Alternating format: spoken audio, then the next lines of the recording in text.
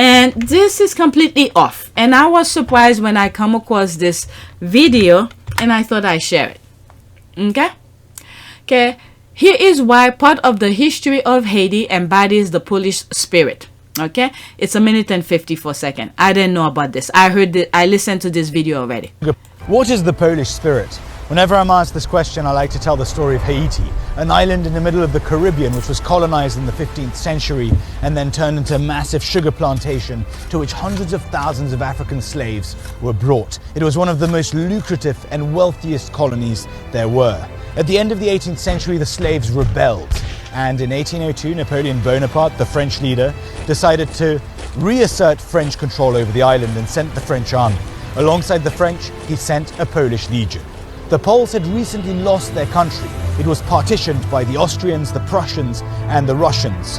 And the Poles were fighting alongside Napoleon in the hopes that they would regain their homeland. It was only upon arrival in Haiti that the Poles were informed of the nature of their mission: to put down a slave rebellion. This reminded the Poles of their own struggle against their own colonial powers who had taken over Poland. That is why they switched sides. They abandoned the French and joined General Dessalines, fighting alongside the slaves. This is one of the history of Haiti I did not know. Okay, I did not know it until I saw this video. Okay, but let's listen. And contributed to the creation of the first free black republic. When the Haitian Revolution was won, General Dessalines, who took power in Haiti, recognized the Poles, granted them in the constitution full Haitian citizenship, and gave them the classification of Noir, of blacks. To this day, there are many Haitians who have blue eyes. That is because the Poles settled there after the victory, and there are many Haitians with the very Polish surname of Zalewski. That is the Polish spirit, a spirit of love for freedom, of hatred of oppression, and of always fighting for the underdog on the side of freedom, independence, and sovereignty. The story of Haiti is one that embodies the Polish spirit. If I'm not mistaken, right now, Pole is one of the racist countries in the world. But time will tell. When you look at the US, we have that freedom to do what, freedom of speech, press, religion, and all of that. If we don't fight for it, this could easily taken away. When Trump was in office, or is it when he was leading up to the election of 2016? Did I say it, or was it after? Yeah, I wasn't really doing much on this channel. I don't even think this channel existed. Something happened where I was talking about it. Could have been leading to 2020 election. Must have been that one. And I was saying Hitler got into power democratically. They voted for him, and look what happened. Okay, the same thing can happen with the United States if we don't fight for the freedom that we embody.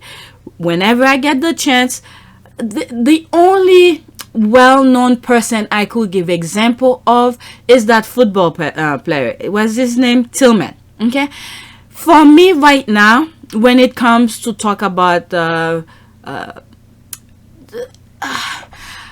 I'm not trying to change people's mind, but to give a perspective. Okay, to give a perspective why we need to uphold the values of the United States. We're not perfect, I understand that. But when we look at the soldiers who have died already, okay, this is the main thing for me. The soldiers who have died already, they can no longer speak anymore. But they were able to risk their lives for me to be able to be here to say what I'm saying right now. So because of that, whenever I get a chance, whatever my opinion may be, to give those people who fail to understand the value of the United States, just remember those who have already died, they can no longer speak. So if you go against that value of freedom of speech, religion, of all these things, with within a boundary of respect, with every freedom there has to be some sort of a boundary of respect. Okay, so when these people, if you join the people against those values, you are I would say, yeah, you are a traitor to those soldiers who can no longer speak. I would love to keep the values of them, the idea that they give them when they say, I'm going to sign up. And there's some of them who probably their time was up. They could just left and go join their family and their children and enjoy life. But some of them felt so strongly for the values of the country, they sign up again and they never came back. So these are the things that some of us in the United States need to remember and understand. Those soldiers, when you go to the I don't know, there's so many monuments dedicated to soldiers and all of that. When you're looking at those names, okay, many of them could have their little imperfection we may not agree with. If we were agree 100% with each other, wow, what a world we would have been. I'm pretty sure there are some stuff, these soldiers who have died and fought for our freedom, there's some stuff that when they were living, okay, we probably would not agree, but they risk it. This is the thing, they risk their lives because they believe in the value of the US. I guess the thing I want to say about the soldiers who have died and can no longer speak is that the living, me, you, or anybody else who truly believe in the founding, the belief that we gave the soldiers when they sign up, okay, where they believe in freedom of speech, religion, where anybody could practice who they are, again, with the boundary of respect and all of that. So we don't want, it's like we are betraying them. It's like they risk their life in vain for us. So we need to uphold the values, the idea that we gave them when they were alive. They understood this is why they were fighting for. So we want to uphold those values. So we appreciate and respect the sacrifice that they made for us to be able to live the kind of freedom that we have. But when we turn around and spit on our Constitution, it's like we are disrespecting them. They can no longer speak anymore. So it's like, why did they sign up? This is why they signed up, for us to disrespect our Constitution, disrespect our flag, and all of that. So this is the thing many of us Americans need to understand. Okay, especially we are the keepers of the Constitution. We are the keepers of the truth. So we need to uphold, especially for those who have already died. This is the part for me, because they can no longer speak anymore to protect me. So I have to protect the values that they sign up to say, thank you. You did not die in vain. I appreciate the sacrifice that you made. So I'm going to try my best to uphold the idea that they gave you when you sign up. This is the thing for me. Okay? This is the thing for me. So when some of you, I don't understand, when the Tea Party was coming up, they're showing, oh, we for America, this and that. I'm like, yes, you're saying all of this, your action and behavior doesn't follow through. So many of you need to stop and think and see why you are American. What is the values you want to upkeep? Because when you look right now in 2023, when you look at some of the discussion that's happening in the House of Representatives, you'll be like, my goodness, if the rules that these people are trying to put, okay, and then they have the freedom to be able to speak it, with their own laws that they're trying to answer, they won't be able to do it because of our values, the freedom that we have to discuss things, to agree and disagree. This is why they are able to stand on the floors and talk. But the way they're moving forward, they're going to prevent that from happening later on in the future.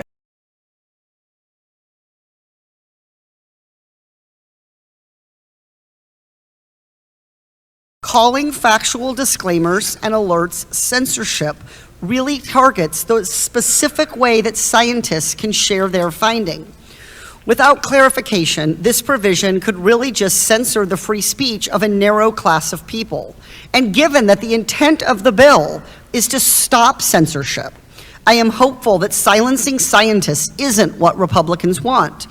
As a mom of 3, I do a lot of shopping at the grocery store. And when I shop, nearly every food or product I see has nutrition facts and other disclaimers that I have the freedom to read. That's because a government official provided health and safety information in the course of their work and ensured it got added to the product. So at the store, I know I have a choice about which products to buy, and I can make those decisions based on the disclaimer labels. Or I can ignore the labels and make the decisions based on price, marketing. It's up to me, but either way, I'm glad that I have a lot of access to information. As a consumer of social media, I find that a lot of the same rules apply. When I see content disclaimers based on scientific or technical information, I have the option to make a more informed choice about whether to consume that content. Or, just like in the grocery store, I can ignore the disclaimers and do whatever I want. I've never found a disclaimer to restrict what information I can consider or what decisions I can make. It just gives me more information. Whether it's the grocery store or online, having a marketplace of speech gives us more freedom to consider more free speech. That is a great outcome for the American people. Mr. Chairman, this all brings me to one of my biggest concerns with today's bill. The bill defines government officials contributing to disclaimers or other social media alerts as censorship. Just like the experts at the FDA exercise their free speech making food and drug labels, disclaimers and alerts are the way for many government scientists to communicate facts and findings with the public. Calling factual disclaimers and alerts censorship really targets the specific way that scientists can share their finding. In fact, I think Republicans have picked up on this concern. You guys worked through the weekend, you released updated bill text that now clarifies that federal employees can still communicate policy positions and relevant information to the public. But I don't think that change is specific enough, and I don't think it will give scientists the peace of mind that they need.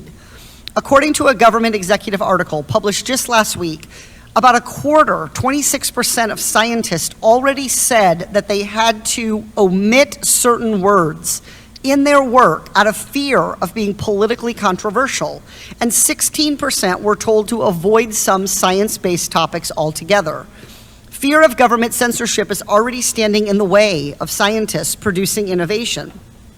We can't afford to have a bill that does to scientists what they fear most, getting censored and punished for doing their jobs.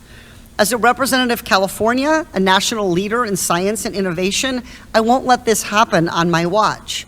My amendment here is very simple. It adds an exception to the bill that ensures that scientific and technical information won't be blocked under this bill as censorship. And that's the kind of specificity we need to ensure that this bill does not target the free speech of scientists and experts. If this bill is just trying to prevent political interference, but still allow scientists to share their findings, we should be able to agree on this amendment as a simple clarification. If we vote this down, if Republicans vote this down, then it's plain what I think we're really trying to do, which is censor science, and I hope that's not the case.